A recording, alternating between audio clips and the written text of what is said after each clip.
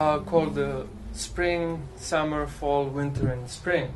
And basically, what they try to communicate to us is different phases of life and divided into 4 seasons, like the spring, the summer, the fall, and the winter. And then each of these has certain characteristics. So in the movie they show 2 monks, 2 Buddhist monks living in probably maybe one of the 2 most beautiful places in the world. It's so beautiful. And not only that the place is beautiful, but even the house that they live in is just like a small hut on a floating on the lake. Okay, so it's very picturesque. It's absolutely romantic. And 2 of them are living there very peacefully, the master and the disciple, the teacher and the disciple. Now the disciple is very young, so this is spring, it's the beginning. And then what happens in spring is, as you may notice in spring, well, not so much here, but like, for example, if you live in Germany, when the spring kicks in, everything starts to blossom and everything becomes active, the plants, the animals, humans. So there's awakening of desire. All kinds of desires. People, just like the ice is loosening up its grip, so people get inspired. And there's all varieties of desires. So this monk also, the young monk who's now becoming a teenager, is having his desires develop. But before this scene, there's a very interesting scene where the teacher takes him out to show him how to pick herbs, different herbs, and what the herbs are. And as the boy is picking herbs, he finds a frog. He finds a frog and he ties a rock to its back. And he's having a great time watching the frog struggle. And he's laughing at it, and he just found it very entertaining. And so once he was done with the frog, he did the same thing to a snake and to a fish eventually. Then he returned home together with the teacher. Now, he didn't know that the teacher observed all of this and did not take any action. I mean, I was thinking, like once I took our monks camping and I saw 2 of them fishing. And I'm like, what's up with you guys? Like, I remember. What's up with that? So I immediately took action. However, the teacher over here was a little more deep than I was. So he didn't say a thing. He didn't actually even reveal that he knew about the event to the boy. So that night when the boy fell asleep, the teacher tied a giant rock to his back. So when the boy woke up next morning, he was struggling to maintain balance as, it's just a little boy, with this huge rock tied to his back. And he asked the master, there's a rock tied to my back. Please tie me off. And the master asked him, why? It hurts? Does it hurt? Makes it difficult for you? And the boy was nearly starting to cry. And the master said, well, it hurt the frog too. And it hurt the fish and the snake as well. How can you can't be so selfish. If it hurts you, why don't you think it hurts another conscious entity? And then the master became very grave, very grave. And then he told him, interestingly enough, it didn't release him from the bondage. And he told him, very serious, now go and release the frog, snake, and the fish. And then he told him, if any one of them died, you're going to be carrying a rock in your heart forever.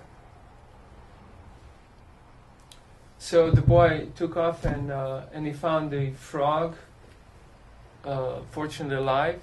The fish was dead. And where the snake was, it was just a pool of blood. Something else, some other animal ate it, probably, like that. And the boy just, started to cry, which is good, which meant he realized what he was doing. So anyhow, this is the spring. Now in the spring, to their ashram, to their cottage, comes a girl. Mother drops off a girl, young girl, just about the same age, teenage, as the boy who's now teenager. and she had some health issues and wanted the teacher to help her. So teacher told mom that it's not so much a physical thing as much as it's a mental, emotional thing. So just leave your daughter here with us for some time, and let's see if that helps. So, the nature did its thing. Young boy and a young girl, they felt sexual, physical attraction. And this is spring. This is like a big time awakening of desire. And of course, the teacher is not a fool. He's seeing what's going on here. And he is perceiving trouble ahead of him. But yet, hey, it's their lives. It's up to them to decide how they want to lead their lives. So, again, not thinking that the master was knowing everything, seeing everything, they would sneak out and enjoy each other's company. So one day just sort of became a bit too disturbing for the ashram. Like the focus has shifted completely from the spiritual practices and the peace and the quiet to this sexual relationship going on. So the teacher asked the girl, so how are you feeling now? Are you feeling better? And she said, yeah, I don't think I'm sick anymore.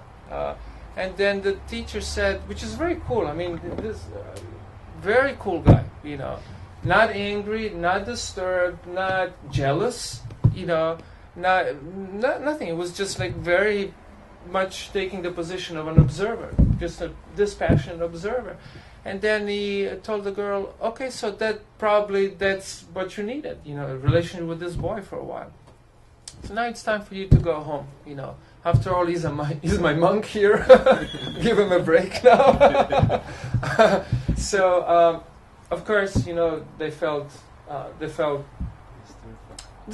disturbed. But the girl took off.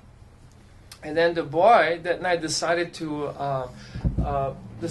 run away. However, I missed one tiny detail there, and this is that the monk, the teacher, after this episode, after the girl left, told his disciple that desire, this kind of desire for personal enjoyment, creates possessiveness.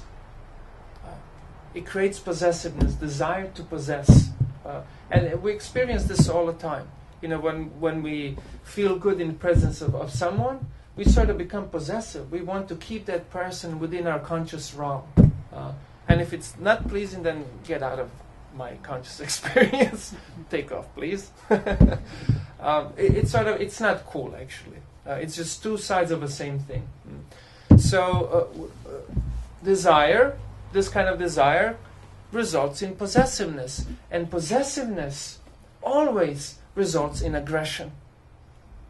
That is the natural frustration or aggression. Pick whichever one you want. They pretty much come together. Because, anyhow, I'm not going to go into details here. And so he decides to take off. And then in the middle of the night, he snatches a statue of Buddha off their shrine, puts it in a bag, and he takes off. Teacher, of course, he knew it all. He's just like pretending to be asleep. He just let the boy do whatever he wants to do. End of spring. Now summer comes, And summer, what's summer, Summer is, actually this was the summer, excuse me. First we had the desire, then summer we had the indulgence in desire, the pleasure. And then the fall comes. The fall is that by now the teacher has been living for years alone, and he's a content fellow, so he didn't mind. He reads in a newspaper, he sees a picture. He sort of went to a nearby village to trade his herbs for some supplies. And he's unfolding these supplies. Even in third world countries nowadays, they wrap everything in newspaper. Like if you go to India, they do it all the time. They'll even serve you lunch on a piece of newspaper. Not awfully too hygienic, but anyhow. So he unwraps this and he sees a picture of his student, of his ex-student, in the newspaper. And what it is, police is after him. He killed his wife. And then he understood. Somehow the guy's just brilliant, And then he, wraps everything up, and then he mends, stitches the old clothes that the student left behind. Like the monk outfit that he wore, stitches it, and he leaves it there. He knew he was going to come back. He's in trouble. Where is he going to go? So sure enough, sometime later, there he is, coming to his teacher, and he's a different person. He's a different person. You thought he was disturbed when he met the girl. He was disturbed now. He was really disturbed. Like you could see his eyes all restless, no peace, the motions of his body, everything indicates a lot of disturbance, anger, frustration, shouting a lot, the tone of his voice, everything was unpleasant about him. He even shouts as the teacher asked him, so how's the world of men, meaning the world of, regular people. How's the world out there, And he started yelling at the teacher. And he's like nose to nose with it. And you're thinking it's going to bite off his nose. He's going to stick a knife into his chest, But the teacher is very cool, He's like not doing anything. And anyhow, fast forward.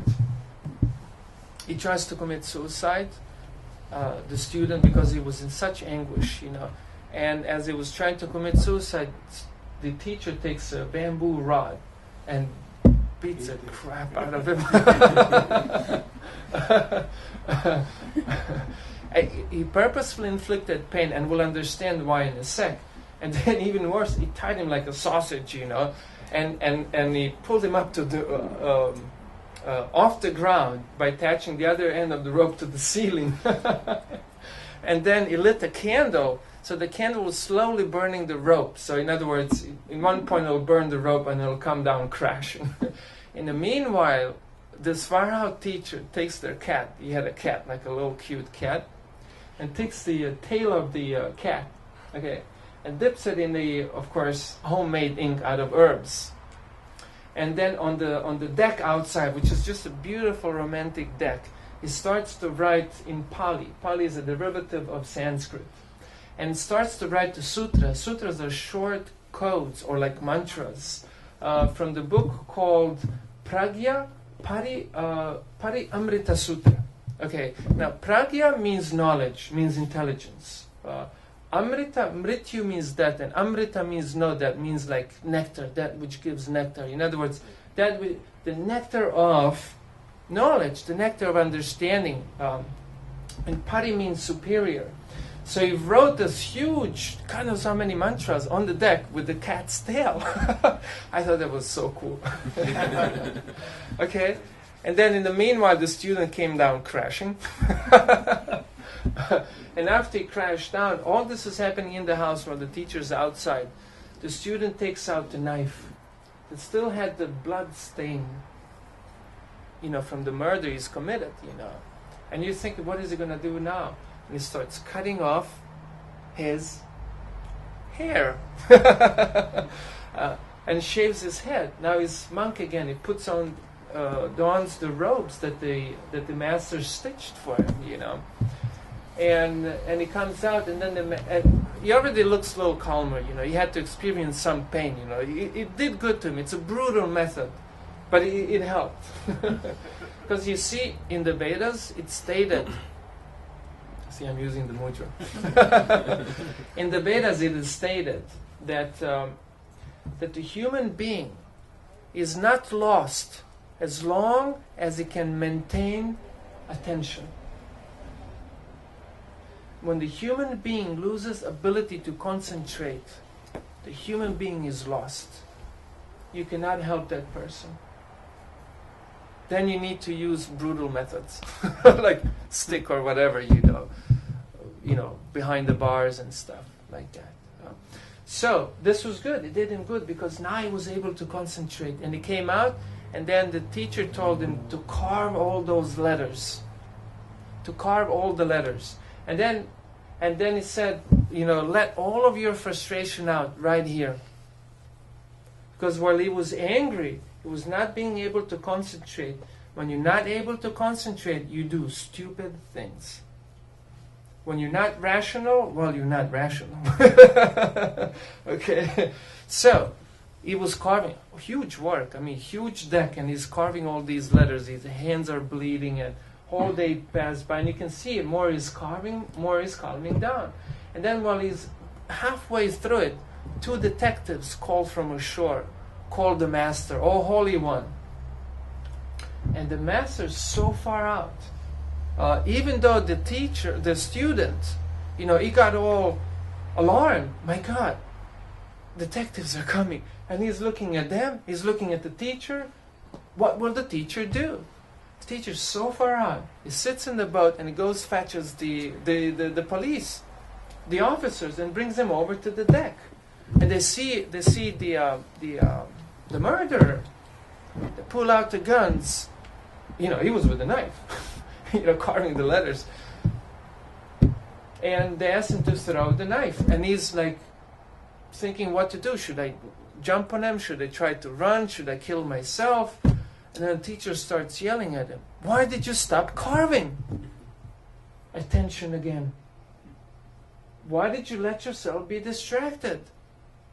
Take your attention back to the task.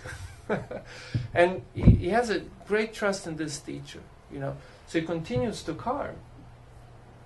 And then he asked the detectives to give him a break, Just, let him finish this. And that's how long will it take? About a day and a half. Straight. So for a day and a half, so that's 24 plus 12. 36 hours. He was carving there, day and night. And these detectives also in this atmosphere became more human, They just came out of the human jungle. So now they came to human civilization where everything is normal, and they calmed down. They put their guns away, and then the student finally carved the last mantra. And as he carved, he just collapsed there and fell asleep. One of the detectives takes off a jacket, puts it on him. And then the teacher, in the meanwhile, prepared some more ink. But in several colors. And then him and the 2 detectives painted all the mantras in these wonderful lime, blue, green, yellow, purple colors, like really far out. Clearly he had a lot of very interesting skills. And then the student wakes up, and then, he's so far out. He tells him, "Okay, now go with them. Go." And they lock him up. They locked him up for murder for years. But this time he was calm, And then as they were rowing away, at one point the boat stopped and wouldn't move. And then, one of the police officers to his buddy, "Hey, I'm rowing, but we're not going anywhere." Like, what's up? He's panicking. And then you see the student understanding what was going on. The teacher clearly had a few mystic powers. And he stopped the boat just for the student to turn back. So as the student turned back, very touchy scene, The teacher gives him a look of assurance, and like a very compassionate look. Just follow my instructions, Everything will be fine, don't worry, And then all of a sudden the boat takes off. Okay, and then in the meanwhile, the teacher passes away in a beautiful way. But watch the movie. Really far out, the way he did it. And then in the meanwhile, the student now returns, completely different person. This is now beginning of winter. We're done with fall. Winter's in. And everything frozen. He finds the remains of the teacher. And he starts doing yoga asanas, practices, chanting the mantra, studying the books in the middle of the winter. And clearly he's a different person, He's not rushing anywhere, he's self-realized. And in one point he does something which is really far out. He takes a giant rock, which was hollow in the middle, which was one of the decorative rocks at their ashram. Ties it to his back with a little bit of rope left between the body and the rock. And then he drags that rock for miles and miles and miles to the highest peak, surrounding this valley. God knows how long must have taken him, through ice and all this. And he's struggling,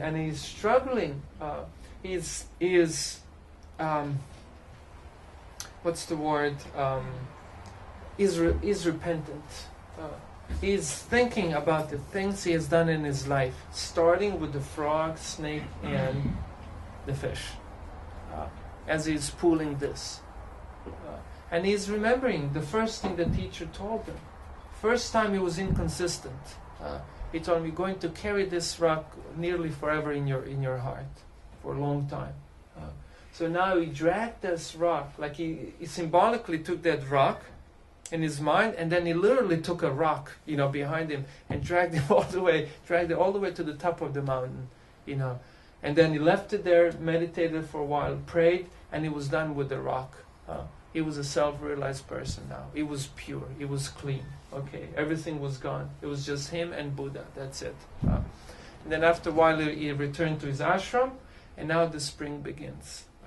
Now, what's the spring? A mother comes and brings a child. Sometimes in third world countries, actually even here, they have a station where you can drop off your baby.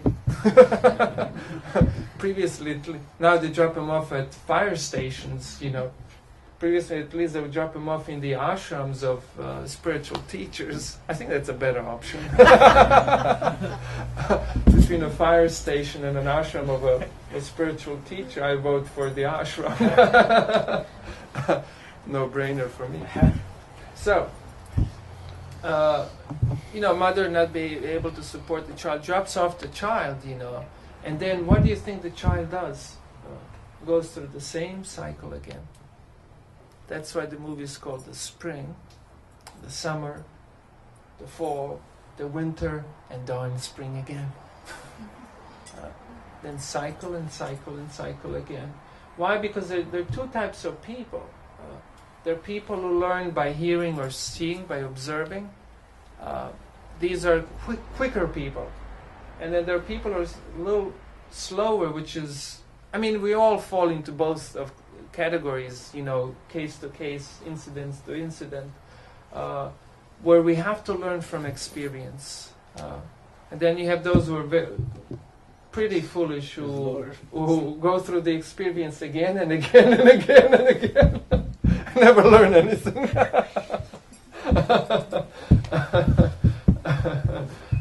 So this is the story of life, This is the story of life.